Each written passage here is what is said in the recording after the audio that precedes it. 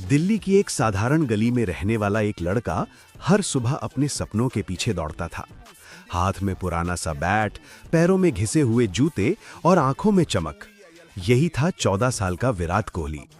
धूल भरे मैदान में अकेले प्रैक्टिस करते हुए वो हर शॉट के साथ खुद से वादा करता कि एक दिन उसका नाम पूरी दुनिया जानेगी। कोच की डांट, पसीने से भीगा शरीर और हाथों में पड़े छाले भी उसके जुनून को कम नहीं कर सके। विराट सिर्फ खेल नहीं रहा था, वो अपने भविष्य को गढ़ रहा था। उसकी मेहनत रंग लाई और वो भारतीय टीम की नीली जर्सी पहनकर मैदान पर उतरा, जहां हजारों लोगों की आवाज में उसका नाम गूंजने लगा। उसका पहला शतक सिर्फ एक आंकड़ा नहीं था, बल्कि उस बच्चे के सपनों की पहली जीत थी जिसने कभी हार मानना नहीं सीखा। लेकिन जिंदगी सिर्फ जीत की कहानी नहीं होती। कुछ साल बाद विराट के बल्ले से रन निकलना बंद हो गए।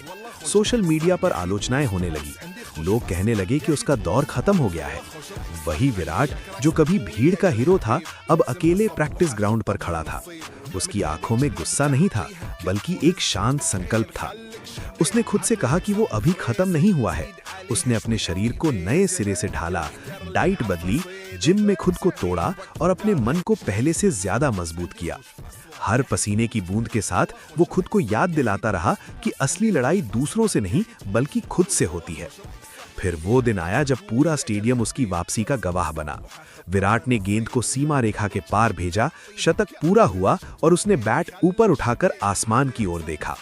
उसकी आंखों में आंसू थे, क्योंकि ये सिर्फ एक पारी नहीं थी, बल्कि सालों की तपस्या का फल था। इसके बाद वो पल भी आया जब उसके हाथों में वर्ल्ड कप ट्रॉफी थी।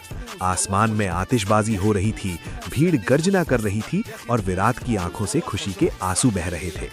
उसने ट्रॉफी को माथे से लगाया और मन ही मन अपनी मां को याद किया, जिसने उसे कभी हार मानना नहीं सिखाया था।